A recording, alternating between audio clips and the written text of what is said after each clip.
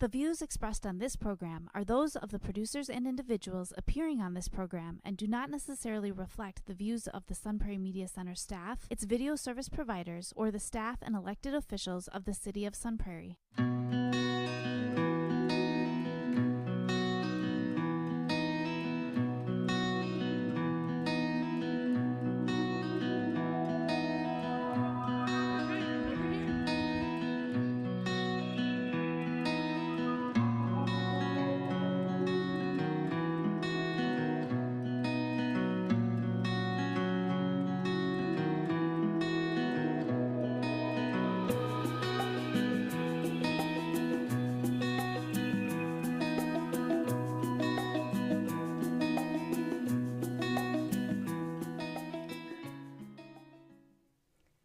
Welcome to Moments of Strength. I'm your host, Mary Kaufman.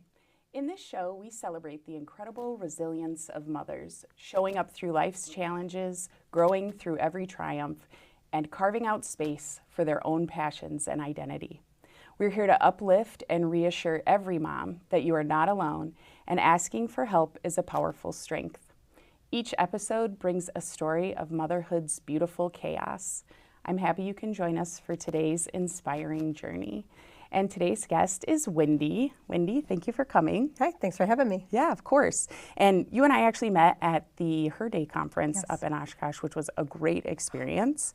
And I was at the dinner where you spoke, and so I was very inspired by the things that you had to say, and thought that your story would benefit viewers here and moms here who could hear a little bit about, your life experience and journey into motherhood. You certainly had some times of resilience, just like all of us, but, different for everyone. So I'm so happy that you made the trip down here to come on the show. Yeah, thank you. Yeah, Her Day was phenomenal. Mm-hmm. And it was so that talk, I didn't script because I thought it was maybe more of a panel, to be honest. Oh, sure. And so when I got there and everyone had these really well done, I'm like, oh boy, okay, I'm going to just get up there and we're going to go with it. So yeah. I always trust what's meant to come out is going to come out. It was great. So awesome. Nice Good. Work. Thank you. Okay, so this show really is, my whole point with this show is to provide a resource for moms and parents. Yeah. Just to have stories of life experience that can support, be a resource, help moms and other parents feel not alone in their journey. Yeah. And so over the course of the next hour or so, we'll talk a little bit about your background, just to give us a foundation. Yeah. And then how you got into motherhood, and if you had personal or professional pursuits that you were managing at the same time, we'll talk about those, and Sure.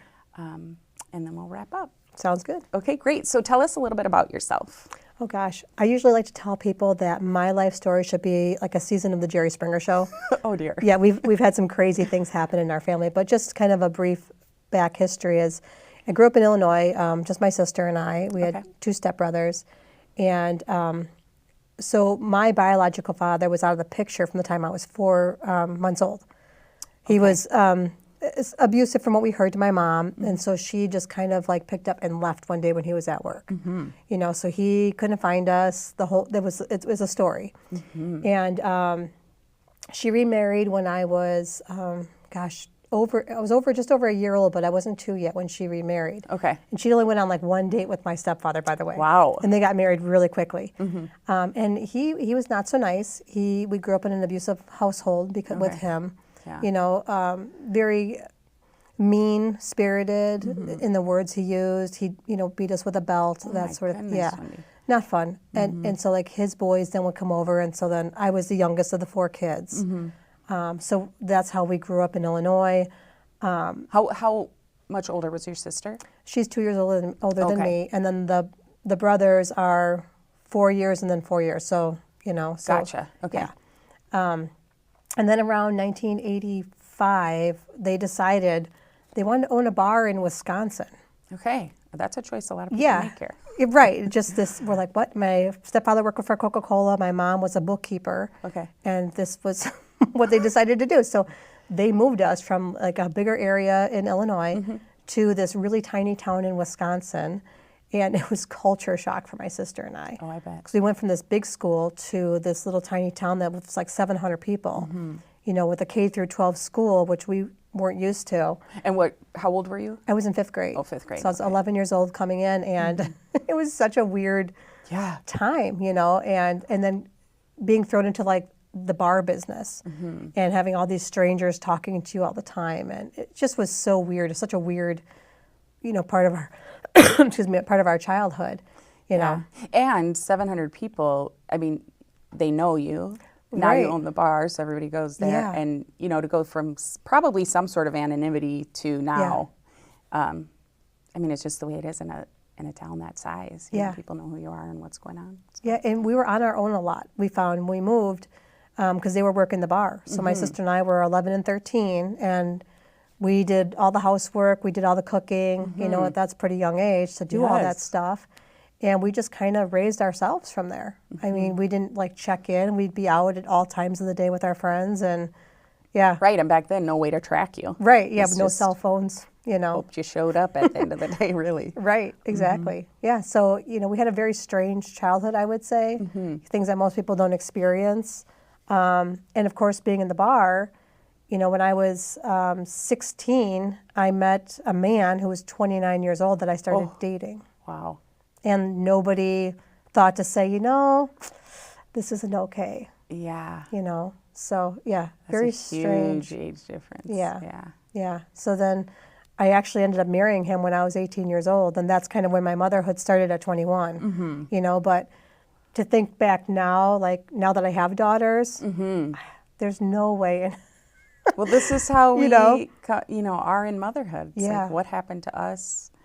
You know, you either repeat it or you go really far the other direction. Yeah, and I remember that conversation with my mom, because when I started dating him, like we kept it under wraps, you know, at first, because, you know, I remember sitting her down and saying, hey, like, you know, I've been hanging out with him for a while. She's like, yeah.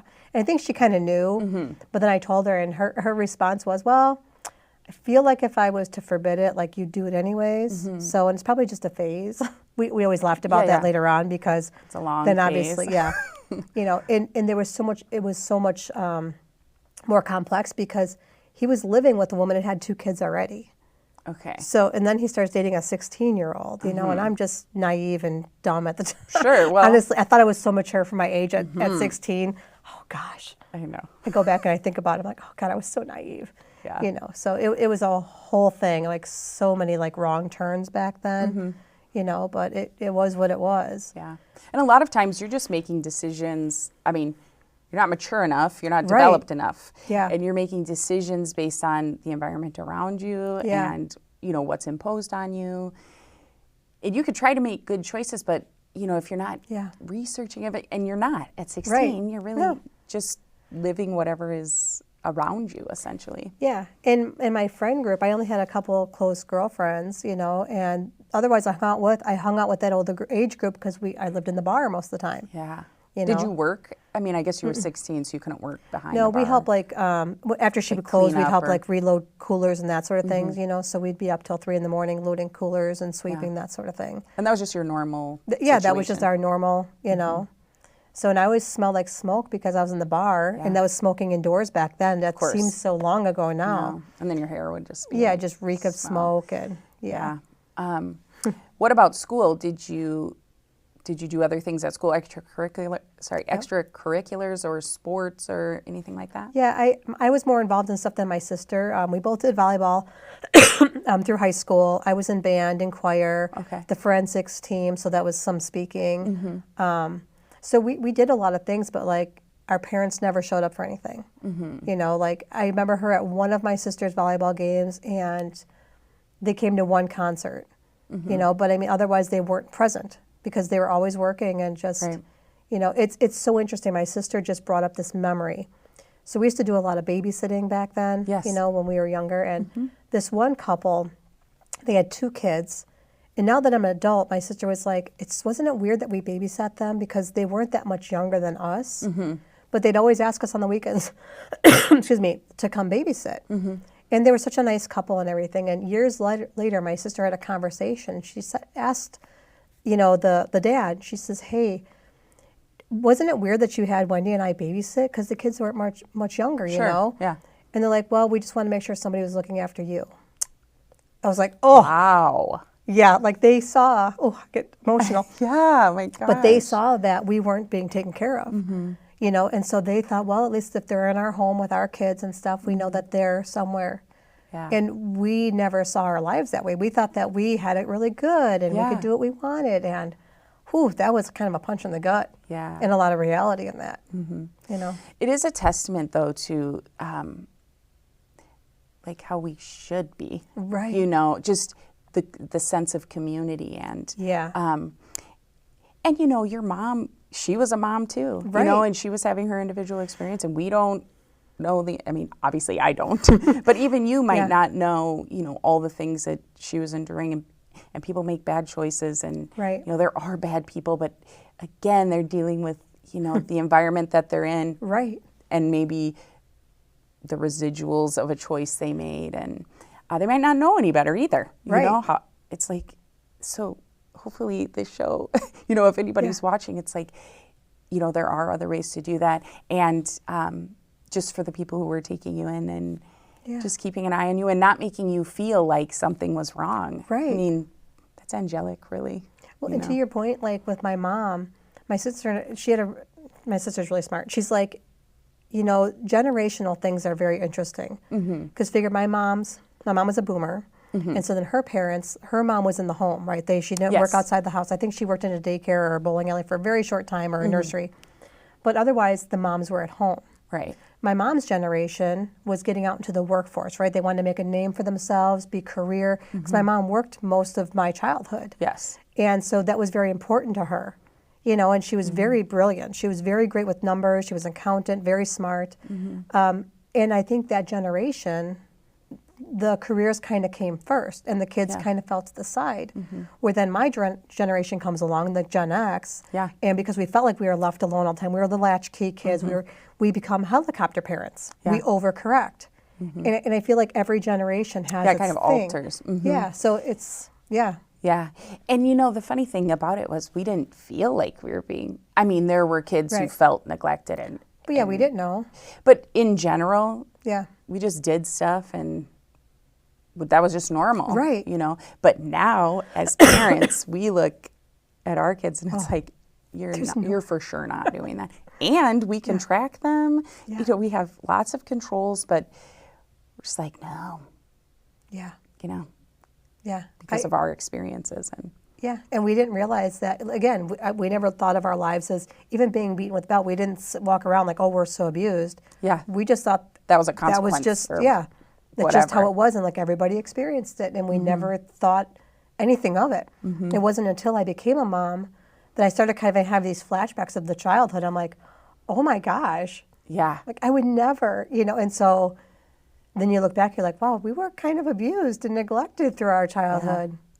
Now there's so much awareness because there's so much communication. There's so many platforms. There's ways, you know, for people to speak out and people to learn what, you know, really is acceptable or isn't. And that can go far the other direction too, because then everything seems harsh if it's anything, you know. So I think we're still trying to figure out, you know, there are gentle parenting techniques, and then there's being firm, and where do you fall, and and feel free to, you know, if you need water or something. That tickle. But yeah, it's hard to know, you know. It's really it's trial and error, and trying to learn from the people in the past, people that we see, you know, our peers, and we're just trying to do it the best way, I guess. I think the handbook's always just, you know, it's a living, breathing thing that we all think, okay, this is how we do it. But then we learn later on, you know, even watching, because I'm a grandma now, watching my daughter and son-in-law with my grandkids, all the different things. And like, we were taught a different way. Like, you know, now they do, what's it called, baby-led weaning and those. I'm like, oh, they're going to choke. And like, I'm paranoid. But like, it's just, everything's so fluid and changing, you know, how we did things, how our parents did things, how our kids are doing things now. It's kind of wild to think about. So at 21, you had first baby. 21.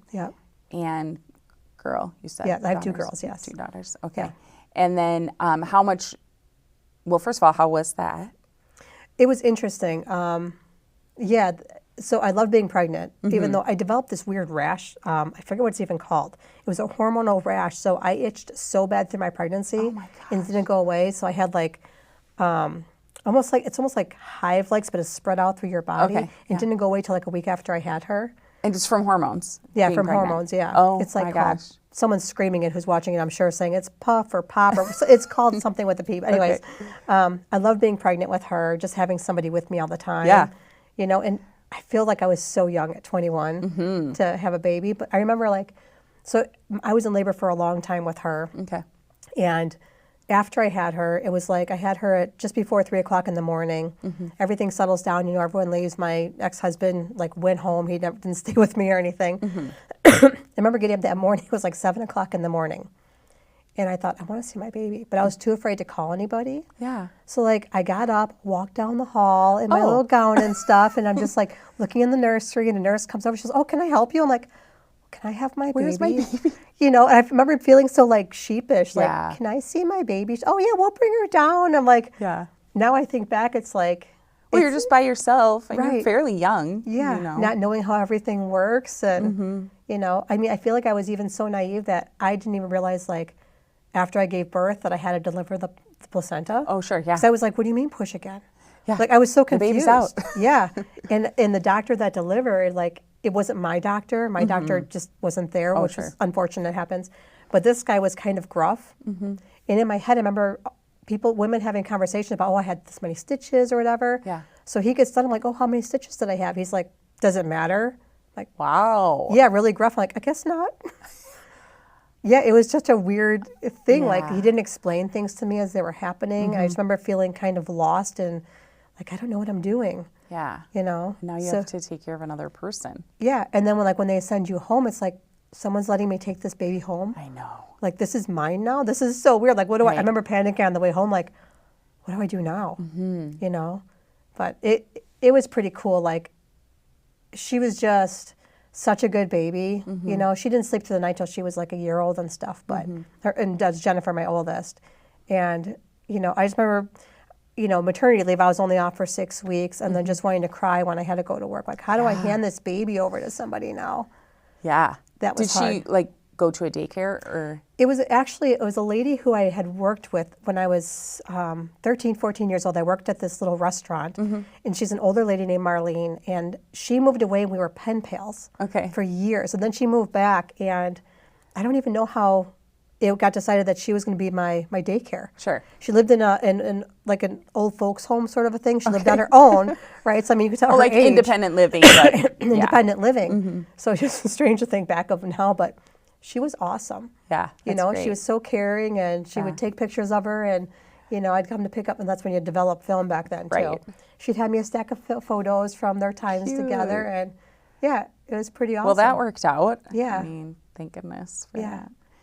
And so you were working because you said you had to go back to work. And what were you doing then? So I worked at a factory Okay. back then, making gaskets for cars in the town, you know, that I was in. And my ex-husband worked for a salvage yard back then. So, I mean, he was pretty busy, but I was mostly the main caregiver, you know. Yeah, right. I was very much traditional in the sense of parenting and even relationship-wise. You know, I was always kind of the more traditional person. So I took care of, you know, my daughter mostly. I mean, he wasn't bad. And he had, so let me back up a little bit. He had 2 daughters. Well, technically he had 5 kids, but there was only 2 in his life at the time. Okay. So I was a stepmom before I was even a mom.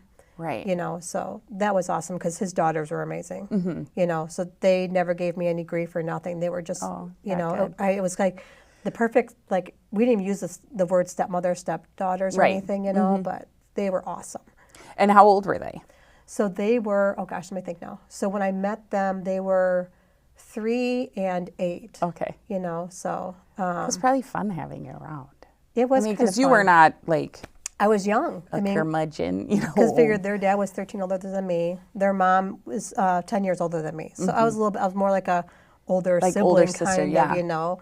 So yeah, we had a lot of fun together. Even on weekends when he would take off with his buddies, I would still get the girls. Yeah, and that's hang out awesome. with them. So it was pretty fun for them then when I told them I was having a baby, Yeah. and, you know. So that was pretty awesome. And we'd get them on the weekends.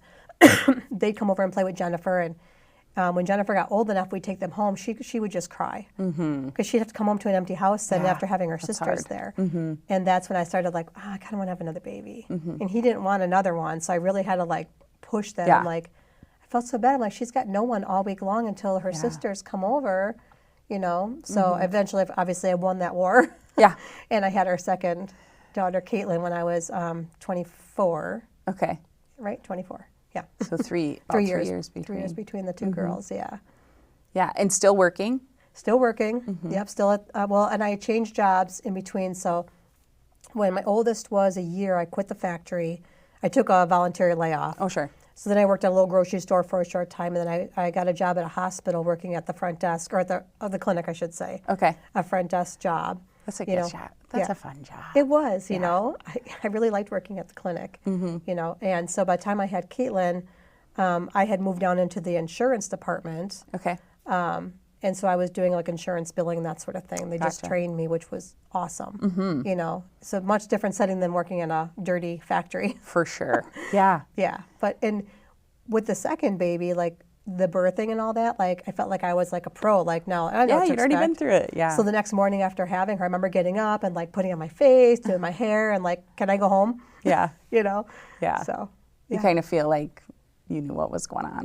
Like I knew what to expect and stuff. And yeah, and it's weird. I mean, having two kids, it didn't seem like it was overwhelming the way I thought it was going to be. Because honestly, I was really worried about like, how do I go to the store with two kids? Sure. How do I just function with having a 3-year-old and a newborn? So yeah, it was pretty fun though. Yeah, and there are hard times, because you feel like, am I giving this right amount of attention to each? And I mean, everyone doesn't think that, but if you're a person who thinks like that, you can get caught up in being kind of overwhelmed, Yeah. Am I putting my attention in the right place? Are people getting the care that they need and stuff like that? Yeah, I feel that. And then so my oldest, and so this is where some of that started, the attention stuff that would kind of follow them through growing up. So their lives changed. And then my oldest daughter developed, she kept getting urinary tract infections. And, I kept taking her in. They're like, we don't know what's caused it, because she'd only like get a fever. She didn't have pain, any problems like that. So finally when they did scans, they found that she was experiencing reflux in her ureters. Oh my goodness. So the tubes between your bladder and your kidneys. And so after doing all the x-rays and all the different tests, they found that this reflux was like a chronic thing. So they'd have to do surgery and like take the tubes out and reimplant them. See. So, of course, she was getting a lot of attention, right? We had to watch. She had to be on antibiotics, like, for like 6 months at a time, and then have the surgery. And I feel like she was 3 or 4? She was 4 when we discovered all the infections, but she was 5 when she had the surgery. Okay. Just wondering, as a mom, knowing how old your kids were and everything. And, so it's a lot to go through. It is, and I remember, and I'll probably get emotional saying this, but like, I remember being in the hospital before her surgery and saying, can I please go back with her? When they put her, and they're like, well, we don't usually do that because some of the moms freak out, whatever. I'm like, no, I promise I won't. I want my face to be what she sees when they, So they let me go in, and I remember standing over her, they put the little clear mask on her, and I'm like, and I did good, like, you're okay, you're just gonna go to sleep, it's fine. And she didn't look too scared. As soon as I walked out of that room and got down the hall, I'm like, whew. I've been in this exact, I can feel this so at hard. the same time. Yeah. So that's very interesting to have you explain that, because watching your child succumb to that is very challenging as a parent. And it's surgery, right? Even though they're like, so come back. Yeah, it's going to be like 4 hours, but you don't know. It's still so scary of something and I'm kind of a control freak. So like walking out of that room and leaving her there and like just waiting for updates, it was kind of terrifying. For sure. Yeah. So it's funny that even this many years, because she'll be 29 in June, and I still get emotional thinking about that moment. Yeah. These are the moments. Yeah, exactly. These are the moments. Yes. And so there's somewhere you go inside because, why didn't you tear back in there? Why did you make a decision to have her do that? And it is so hard. Yeah. Why didn't you run out of the hospital? Why wasn't there some erratic, behavior? And what was it that allowed you to be there and endure that, while and I've been in similar situations. And those are the things, I think, for me, that have taught me what I'm made of. Yeah. And you experienced a lot of things that taught you that when you were young, but you didn't recognize that that those were lessons at the time. And so what is that? And I think so many women go through something like that. And then down the road, they come up against something difficult, or they choose something difficult. But they can't connect that, or tap into whatever that is. I would call it mental toughness, because that's what I deal in all the time. But that thing is what you can tap into. You actually can develop and refine that, And then as your kids get older and you get older and are pursuing different things or are going through different things with your children, that's what you can develop so that as things are imposed on you, you have the confidence and you recognize the capability you have, especially as women, as moms, with everything that we're managing day to day. Yeah, I think you hit the nail right on the head with the mental toughness thing. And I think even that moment of being in the operating room before that, when they put her under, something just kind of comes over you. And it's like, it's what she needs, not what I need. Right. Because, I could have just, gone into a puddle on the floor or been in the corner rocking. But it's like I knew she didn't need to see me crying. I needed to be strong for her. Yes. So it's almost like I almost take on like a different persona. Like I have to just be what she needs in this moment. And now that you're saying that, I can kind of think about different moments when I've had to do that. Like what does she need right now? Right. Even after the surgery, she had some complications. And again, my then husband and I, we were up for about 36 hours straight because of the complications and just having to endure it and not break down when I wanted to, because she was going through something that she didn't understand, and we couldn't get a doctor to get into the room for the life. I was ready to call 911 from her room in the hospital. So we couldn't get somebody to come in there. That's desperate. Yeah, it was. But it's a mental toughness, as you said. That's the best way to describe it.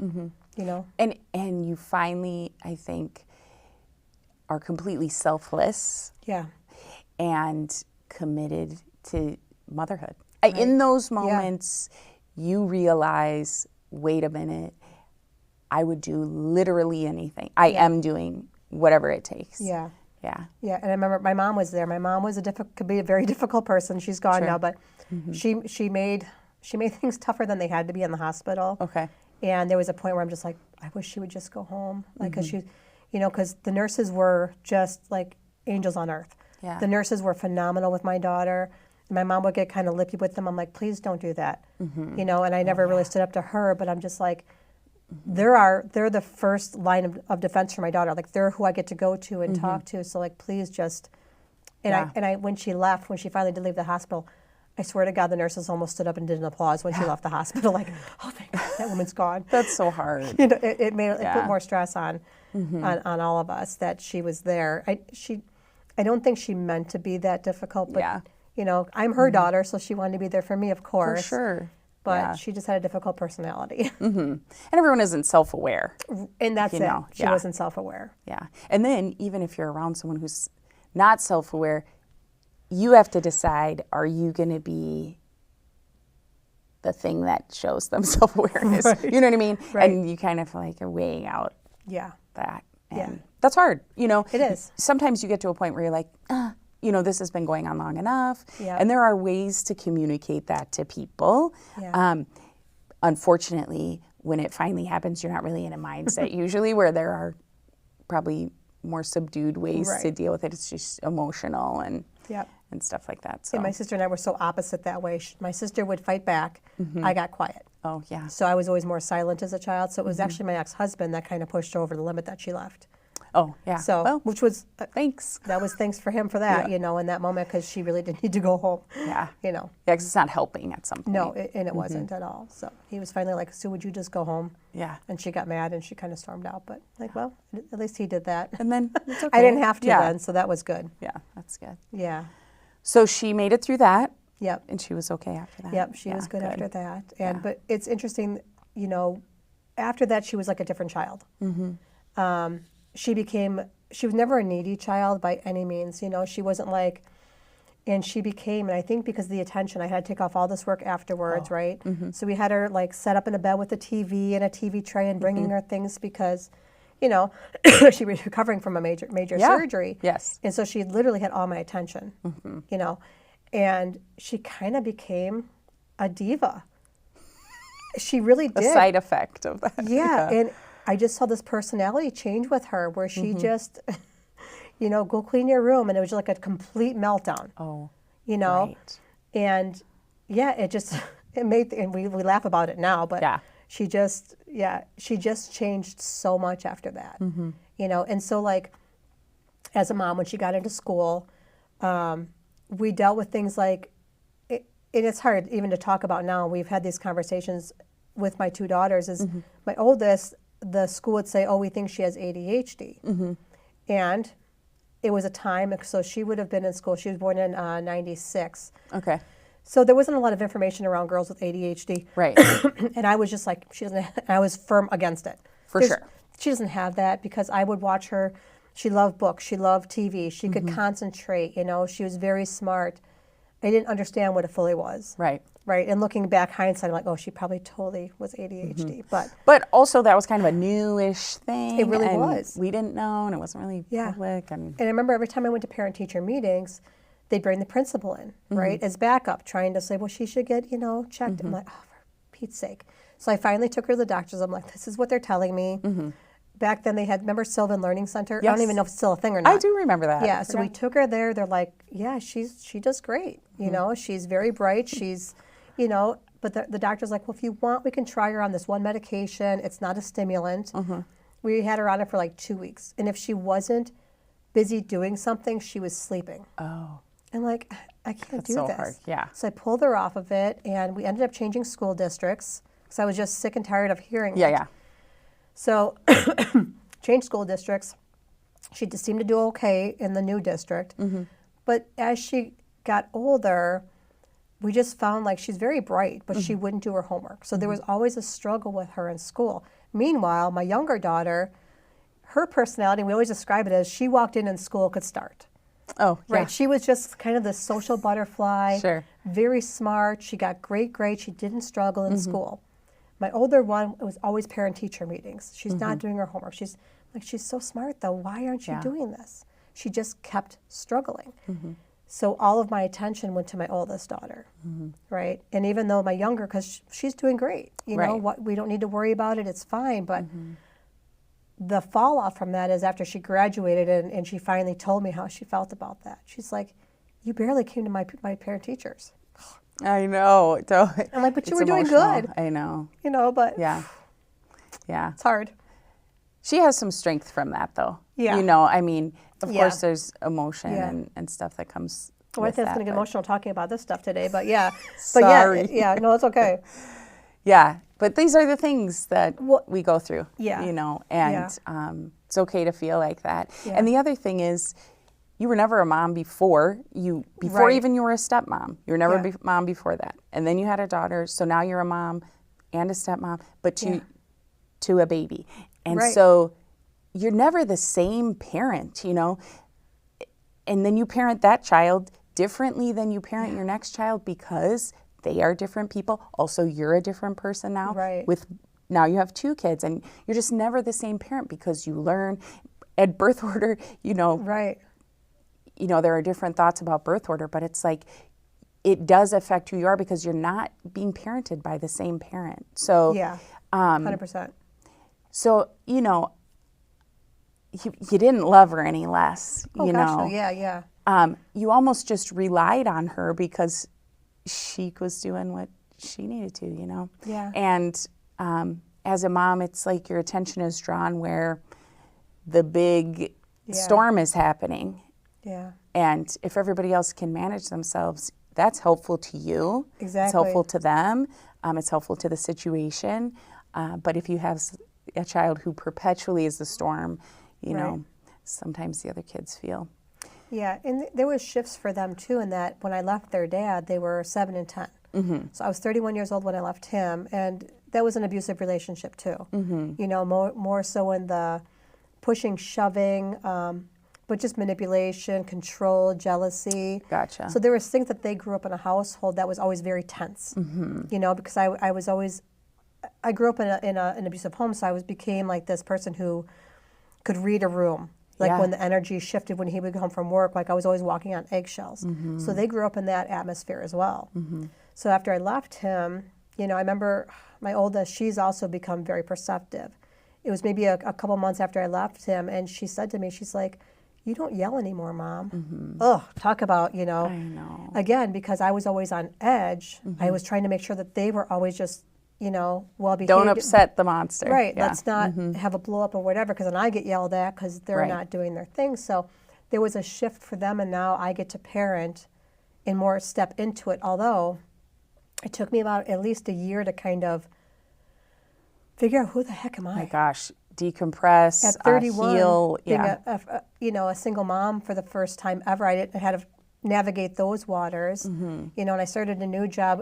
I was working at home doing transcription at that point. Oh, yeah. Then I went to the hospital to work full-time in transcription and moved a couple times in that year. So, I mean, there was a lot of transition things for them to go through as well. Yeah. You know, and so I always feel like they kind of grew up a little quicker, but also grew up as I grew up, you know, because 31 is still pretty young. And, so, you're still figuring it out. Yeah. And so my older daughter has more memory of the childhood stuff, or just kind of flashbacks of like where my younger daughter, I don't think she has a lot of memory of when I was with her dad. Even though she was 7 when I left, she doesn't have as much of the memory as my older daughter does of that environment and what they grew up in. Yeah.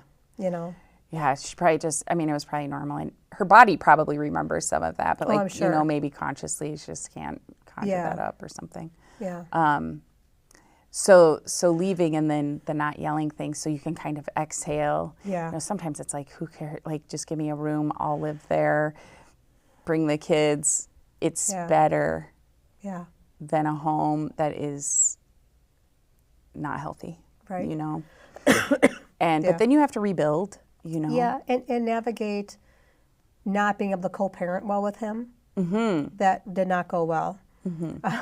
By any means. No. But also I knew, and this is again, maybe this is that mental toughness, but I knew I didn't want to talk down about him to the girls. I never wanted them to see him in a negative light, no matter what, because even if he didn't show up for things, or just randomly show up for things, I didn't want them to feel like he didn't care, because I didn't really feel that was the case. I never felt that he didn't care about my kids. Right. But he is kind of a selfish human being. So, you know, call it what you will. There's, you know, all kinds of words for it. But so like when he wouldn't show up for stuff, I'd say, well, you know, your dad works and he maybe had to work late, or he played in pool league and all that stuff, you know. I'm like, it's not that it's more important, but it's just what he's doing.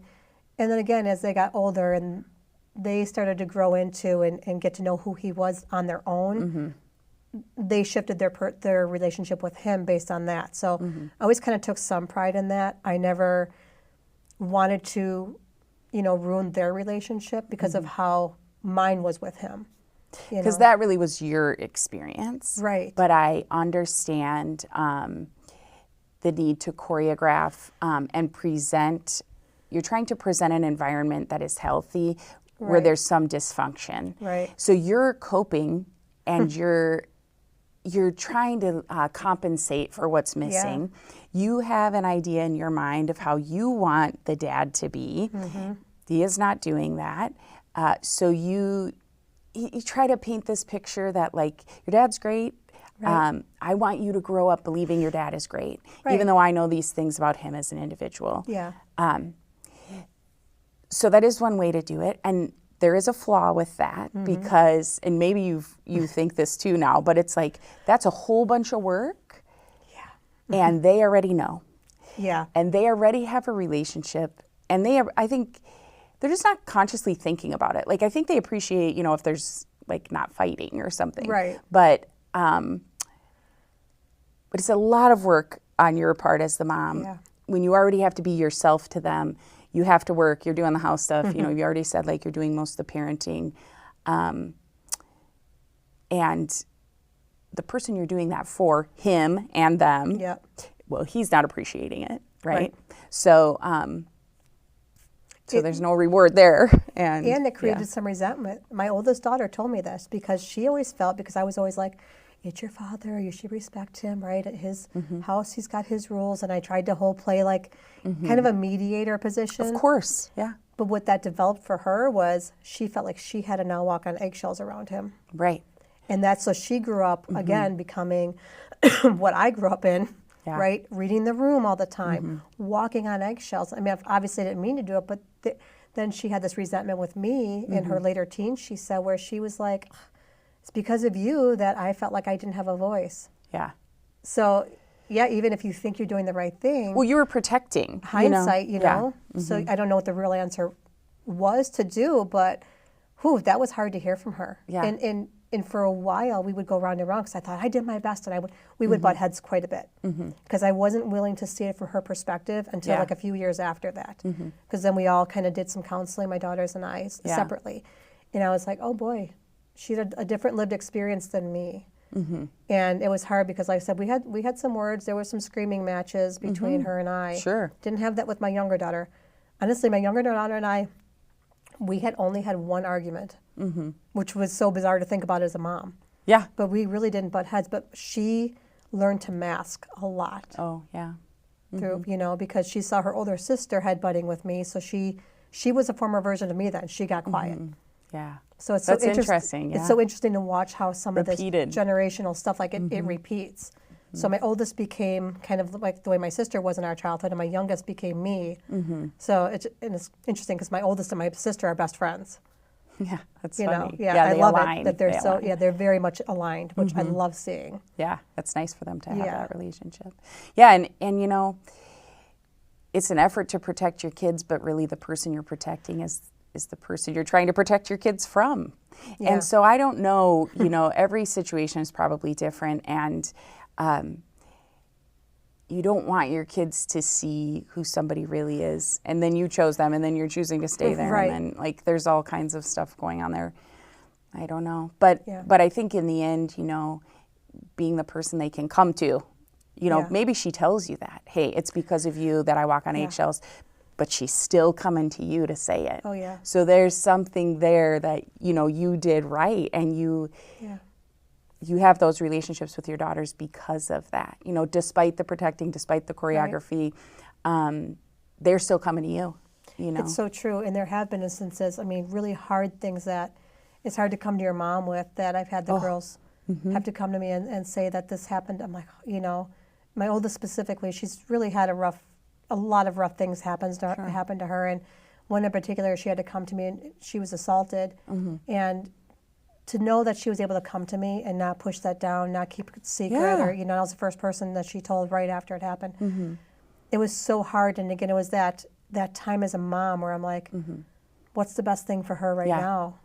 I'm in my head screaming like I need to call the police right now, but then part of me is like, I need to take a beat for her because she wasn't ready, and I didn't want to force that on her. Sure. Because she was already struggling with the things, and surprisingly, it was her dad who actually stepped up, who did the hard thing about wanting to call the police when all this happened, because I was trying to emotionally be there for her first, which he was smart in that he was like, the police have to be involved, and he was right, 100%. Yeah. But I was kind of glad he took that role so that I didn't have to be like kind of because she saw it as a jerk move on, but it wasn't. Right. He wasn't doing it to be a jerk. No. So I was glad he did step up there. Yeah. Well, and, even if it wasn't, he wasn't maybe a great person in your relationship or however that was, doesn't mean that there wasn't love there in their own 100%. Way and stuff like that. And that's what we, I think, want to count on, Right. I'm counting on someone to do the things that's why it helps to have a partner, but you can count on somebody to do the thing that doesn't come naturally to you, but Right. maybe is the best thing. Right. Yeah. And so, In hindsight, I think she believes that too. yeah. But yeah, my girls and I are very close, and even learning, our family dynamic's always been so interesting in the women specifically. We grew up where you didn't talk about things, and I talked about this a little bit at her Yes. days, right? We didn't talk about things, but you knew there was lots of secrets. Everybody was talking behind each other's backs, right? If you have a problem with one person, you don't tell them, Right. you tell everybody else. And then there's all these side conversations, and my sister and I kind of carried that on for quite a while, even with our daughters. Okay, yeah. Where if there was an argument between our two daughters, like everybody was talking about it except for the two people who needed to talk about it. Yeah. And so there came a point where my daughters and I are like, we need to stop this. Yeah. It was mostly my oldest daughter and I that we said this, we can't read each other's minds. Like if you have a problem with me, you need to be able to tell me that. Yes. And I need to be able to listen and not get defensive, because that was my go-to, get defensive. Yeah. Don't attack my motherhood. I did the best I could. For right? sure. But I had to step back, and again, therapy helps. It does. Where I could say, okay, you can say things to me. I'm going to give it time to breathe before I react or say anything. I'm going to really listen. And so trying to break that down. And then, my sister's done the same thing, trying to really listen and look at things from different perspectives. And so that's what we're really proud of, that we've started to break those generational traumas and like generational curses almost of not communicating. Yeah. And so that's something we just talked about this recently, how we've been able to really do that and open the communication lines. Good and, for you. That is so amazing. It's Yeah. it's something I do take a lot of pride in. My daughters take a lot of pride in that, and that we do have that closeness. And when you do that, Yeah. your relationships get so much better. Well, it's yeah. the hard thing. Yeah, And it does take practice, and it does take, yeah, you take some lumps, you know what I mean? yeah. Like it's not easy, but you can create a new cadence of communication, Yeah. and it's authentic. it is. And you still love each other, Yeah. when it's done, and you realize you're different people, and there's value in all of that, Yeah. and you don't have to think the same, you might have to respect each other's positions and stuff like that, but that ownership piece, that Yeah. I'm coming to you with something, so instead of saying no, you say, what was my part in that? Right. And does that kill you? No. Yeah. It doesn't. It feels like it does in the moment sometimes. Yeah. When they bring up things from the past, like, oh, you did this, and even like with treating the girls differently. Like, Yeah. my oldest had so much attention because she was struggling, with my youngest one Yes. didn't get, and to hear that back, it did crush me a little bit, because Yeah. I didn't intend for that to happen. It was hard to hear in the beginning, but then I was Yes. like, okay, I understand now. Yeah. I feel that you're right. I did do that. And it is hard in those It is moments. hard. It does hurt. Yeah. But it doesn't last forever. No. That's the process of working through it. And then what is the point if you're not Right. going to be here growing, Right. in your life, or having some adventure, or, Yeah. if you don't do the hard things, you can't grow, whether Right. they're imposed on you or you choose to do them. And that ownership piece is crazy. When you walk into any situation that is difficult and you say, okay, first of all, what's my part in this? Yeah. And that is not the norm. It's, well, he did it. I'm late because, there was traffic. And it's like, well, Yeah. you come here every day. Right, Like, I right. feel like you could anticipate. Also, I'm a late person, so. But, just taking that ownership and saying, what is my part? What can I do? And the other thing that does for you is it allows you to change things. Because Right. if you don't take ownership, now you're relying on everybody else to take care of the problem. Yeah. What if they don't? You can never benefit from change with that. So, Yeah. so good for you and your daughters. That's amazing. It is interesting, even the dialogues that we have now, because my oldest does struggle a lot with mental health, and sometimes she shuts herself off from the world. And sometimes, it can feel like, oh gosh, did I do something? Like if I text her or try to call, she doesn't pick up. I get in my head because of my own trauma, my own Yes. mental health things, like, oh gosh, what did I do? She Yes. hates me. She doesn't want to talk to me. There's something I did, right? Right. Where I've learned, if I just send her a text, say, hey, let me know if you're struggling. I'm in my own head right now. I'm worried that I said something Yeah. to you. And I'll just say what I'm thinking instead of like burying myself in my own thoughts. I'll Right. say, and then she'll call me right away. Oh, Mom, I'm sorry. No, Yeah. I am struggling. And I know how you get sometimes too, that you get in your own head Yeah. that you think that you did something, or So we're able to say the things out loud Yeah, now. that's so great. You know, and then it's like, lets her know that I'm now struggling. Yeah. You know, and so just saying the things, you know. And then being there for each other. Right. Yeah, that's great. Do you want to talk a little bit about what you do in your work and in your entrepreneurial pursuits? Because, you know, that's along these lines really, is helping people tell their stories. And yeah, so I've been a speaker for about 8 years, which is a weird transition going from working at a hospital to being thrown on a stage. So that's a story in itself. But through the pandemic, instead of speaking on somebody else's topic, I spoke on a complaint-free world. That was what I would speak on through Will Bowen. I wanted to have my own topics and things, and I started coaching people to get on stage and speak. And through all of that, everything always evolves, right? And I learned that I loved people's stories. So the people I was coaching, I mean, I've worked with an NFL player, I've worked with a former Miss America, you know. So it's kind of crazy. I've had some pretty cool clients and stuff, but they have these incredible stories that goes beyond those titles. I'm like, gosh, I just wish there was a stage to just do storytelling. And I'm sure there are, but they wanted to get on that TEDx type of stage. Sure. Because there's a prestige that goes with it. There's visibility that goes with it. But it's all about ideas worth sharing, which was not what they wanted to talk about, right? They wanted to tell their story. And so I said, God, I wish there was a stage for this. Well, I'll just create it, you know? This is great. Yeah, I'll just create this. So I thought of all the things as a speaker that I would want, you know, the optics of it, right? So I kept picturing, I'm a very dramatic person, I would say, when I host my own events and stuff. I like to have a lot of fun. So I'm like, I picture like a theater stage, great lighting, good production team, and like a TEDx, but for storytelling. Okay. And when I work with my clients, you know, as entrepreneurs, we're asked, what's your why? Why do you do, you know? But I found I was always asking, well, when was the moment that changed everything? Yes. And so I'm like, it's the when. Yeah. It's the when everything changed. And that was born When Stories. It's the when everything changed moments.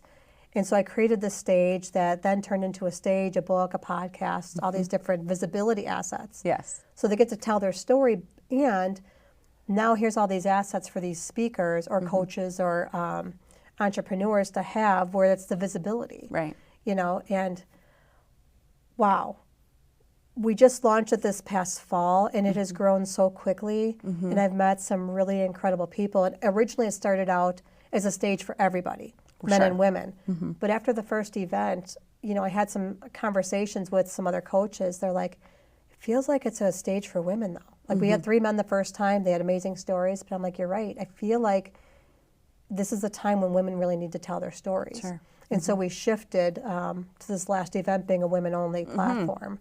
You know, and it's been amazing to hear the difference in the stories, but always, this last time there was 10 speakers, they had very different stories, but this underlying piece of learning to love yourself, you know, and telling your stories. So it's been a really cool journey. That's great. And to be able to thread that through the speakers, you know, that there's that underlying. Is that recorded somewhere, or is that accessible to people? Or oh yeah, so we have our own YouTube channel. So it's just When Stories on YouTube, and the website's whenstories.com. Interesting story, since we're talking about parenting, is when I wanted to launch this, I kind of wanted to kind of like space monkeys, like people I can, you know, put out there and coach first, see how I would coach somebody through building their story. So one of the first people was my oldest daughter. Nice. Yeah, because I knew she had this incredible story. I'm like, she'd never done any speaking. She's an artist. And I'm like, would you be comfortable? And she's like, I think so. And then somebody else who I was connected with, Vanessa Cook, who had an incredible story. So I talked to her. She's like, yeah, absolutely. So at my all-women's event, when I launched this, I had them both tell their When Stories. Okay. So then I sat in the audience and just sobbed listening to both of them, of course. Of course. You know, but it was so interesting to watch my daughter kind of step into her power and tell her story of what happened. And, you know, it was just so phenomenal to see, you know. Yeah. I don't know, I can't just really put it fully into words, but, you know, the fact that she helped me launch this, and she goes to all of my events, you know, and my younger daughter, she actually went to school to be a therapist. Oh, yeah. So she actually graduates on my 50th birthday in May with her master's degree. Yay. You know?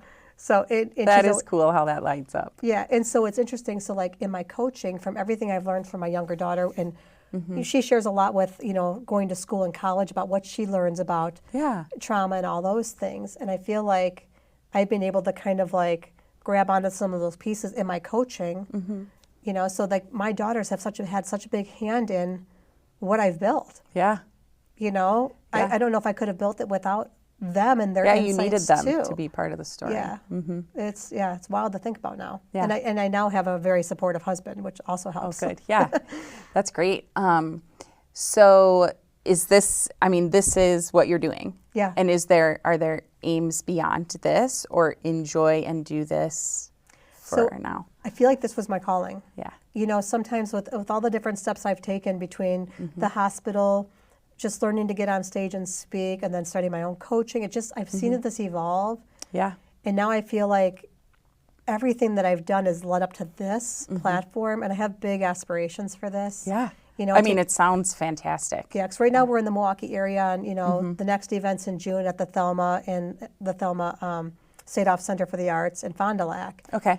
But I want to take it on the road. I want to go pop up in big cities like Chicago, Nashville, New York, maybe, I don't know, but and take it to other places so I can reach a bigger audience. But yet, this last time we had people flew in from Australia, California, Pennsylvania. So women are already coming to us to tell their stories. So it's mind-boggling to me that it's here. Like well, it's a need. It's clearly a need, yeah. because people wouldn't be doing that and wouldn't be as excited about that if there wasn't some hunger for that. So so congrats on creating something, that the world needs, clearly. And it lights me up. So I find that I like coaching. I can coach speakers all day long, and I love the story part, but coaching the when stories is just a different feel. So, and we can talk about this, but I am a songwriter as well, and I feel like when someone tells me their story, I can find the hook in their story. Oh, yeah. And kind of pull out different pieces, because I do that with songwriting. Sure. When I come up with the chorus, so there's that hook. And so I feel like that ties everything I do together in creating the story for the women who are building these talks. They're, so. That's a gift. Yeah. So that's why I feel like I'm where I belong. And I just want to point out, and I too feel like where I'm supposed to be, finally,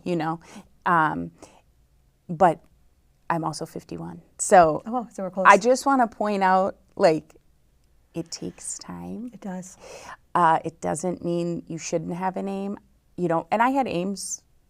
Obviously you did too. Yeah. And goals and things you didn't want to do, and jobs maybe you didn't want to have.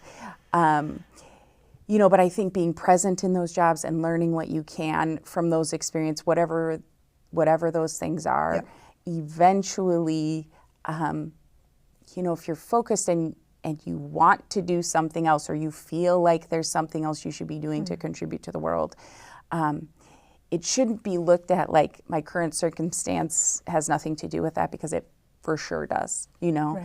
And it'll be a stepping stone, it'll be a lesson. Maybe you'll fail at something, it's still a lesson, Nothing is a waste. It might be undesirable, you might not wish it on somebody else, like even some of the experiences you've talked about, but they made you who you are. 100%. Now look what you're doing. I mean, you're affecting globally things and providing a stage for women. And so, while we shouldn't celebrate that difficult things or horrible things even happened, the fact that you've taken those things and are really turning them into something beautiful is, that's a lesson for anybody watching that maybe feels like that. So I'm a firm believer in no regrets at all. I feel like, just to your point, everything we've done helps us evolve into who we're going to be. And if I didn't have those, things that I've gone through, I wouldn't be who I am. Even having an abusive stepfather, I learned things from that. Maybe I learned kindness and empathy. From my ex-husband, it was maybe I learned to be more independent after that. So I think there's things that we grab from every different aspect in life, and it just unfolds how it's going to unfold. Yeah. Even the things that we didn't want to do. Through the pandemic, I had started this networking company, trying to figure out, like, where do I belong? Like, I can't speak on stages right now because of the pandemic. I need to bring money in, so I started this networking company, and it was fun for a bit, but I'm like, this is not my thing. Right. And so it's knowing when to say, it's okay to move on from this. Yeah. Because that's hard. Right. It's like, because you invest in it Right. and you feel tied to it in and then some people way. know you for this thing, and you're like, oh, but I don't want to be. I don't want to do it. I don't want to do it, you Yeah. know, and then feeling like, gosh, am I a failure now? Are people going to look Right. at it as, oh, she's not even doing that, you know? And so there's lots of different things, but it's okay to step out of Yeah. whatever it is and move into the next thing. You know, I had a coach, a marketing coach, and I used her for 2 years. I absolutely adore her. And she was helping me build my coaching business. And when I came to her with the idea of One Story, she's like, I don't know. She's like, I feel like you're going to split your audience. You know, everyone's getting to know you as this coach, this speaking coach. And Yeah. if you do this, and I know what she was saying, she was right. Sure. But I'm like, oh, I really want to do it though. You know, and so she made me really think about it. So I put it on the back burners for like a year. Yeah. And in the background, I was thinking about, okay, well, how can I tie this into, because originally it was just a stage. Right. It was just a stage for people to tell their stories. And in her telling me, oh, I think you're splitting your audience, it made me get creative. Because then I thought, okay, if I was going to do this for somebody to build their speaking business, not just to tell their story, what would that look like? And so it made me build it to what it is. Yes. Even though I was kind of like, honestly, I was kind of ticked off that she was like, For sure. you know, she knows it. I've told her that. I'm like, Yeah. I was kind of ticked off at Yeah. the time, you know. Yeah. But it helped me build it to what it is now. And to know you definitely wanted to do it. Right. Because if you didn't know and someone said, you know, maybe just stick with, Yeah. and you weren't really passionate about the other idea, Right. you might just stick with that, you know. Right. But getting irritated, you know, and then forcing yourself to try to figure things out so that you could pursue that thing that was sort of like a burning desire for you, Yeah. lets you know you're probably in the right space. Well, and my husband's great. So Brian, you know, and he's my sounding board all the time. Like I always tell people I'm like a Velcro wife. I'd rather be with him than anybody. Like he's so supportive. And so I would just like sound off on him about this stuff. And he's like, okay, well, you know, if you want to do this, then do this. Let's go with it. Like, how are you going to build it, you know? And just having those conversations. How refreshing. Yeah, it's such a night and day compared to my last, you know, marriage. And even the influence he's had on my parent, he doesn't have kids. So even just like his influence in my parenting and my girls, I've seen them mimic their relationships now after him in our marriage. It's crazy to think about like how much they're, and my oldest isn't married, but basically her husband, they've been together forever. And my younger's married, and their personalities are so much like my current husband, and they all get along so well. I'm like, wow, it's so your adult relationship does, you know, make a difference in your kids, because I mimicked after my mom and my stepfather, my first marriage, right? I was that abusive relationship I carried through that first marriage. And breaking free of it, therapy, then meeting, you know, my now husband, and having him be in the household with my daughters. I mean, they learned so much from him. Yeah, I think that's an important thing to point out is like, you know, maybe you look back and you're like, man, I could have done that differently for my kids when they're little. But all is not lost. Right. Like, you know, if they're still around and you're around, you know, you can build that right now. You could start right now. Yeah. You know, and do some of the things you talked about, like have those difficult conversations, set a new stage for how you communicate with each other. Yeah. You know, feel bad sometimes, and you're gonna come out the other side of it. So. Yeah. And it's never just a smooth, like, okay, we all went to therapy, everything's fine now. No. That's not how life works. No. There's always going to be something, something that pops up, but you have to be willing to step into those difficult conversations and say, you're not answering your phone. I'm in my head about this. Are you mad at me? Or whatever that looks like. Or, you know, you said this, and this is how I took it. Yeah. Oh, gosh, I didn't mean it that way. Yeah. You know, intention is huge in conversations. And your vulnerability. You know, people don't like to feel vulnerable, and you have to do that, or it doesn't really work. And as a mom, if you take offense to something, think about it from a different perspective. Like, we all are experiencing things differently. We're all coming through our own different lens of the things that we've been through, our own traumas and things, just like my daughters with coming through with their own lenses of things, you know? And it's interesting, my girls are very, very different. But there's an underlying kindness, empathy that they share. You know, it's just so interesting to watch how, like, they grew up in the same house, but they're so very different. Sure. But the same at the same time. Yeah, it's... values maybe. Values, and, is it, Yeah, how they approach just fundamentally Yeah. maybe how they feel about things. Yeah, it's fascinating to me. And again, to see their relationships flourish from there. Like I absolutely adore my, son-in-laws, so Yeah. I couldn't have asked for better guys for my daughters. You're in a good spot. Yeah, I mean, I can't tell you how grateful I am. Not a lot of people get that. Usually they get like one dud or whatever, Yeah. so to speak. But yeah, both. But I they're just mean, awesome. like where you sit today in your life, And I'll be 50. So again, it's not too late. I just launched One Stories in the fall. Yeah. Right? And so it's not and people say it's not too late, but it's really like appropriately timed. If you're thinking about like all the life experiences you sometimes have to figure out. Yeah.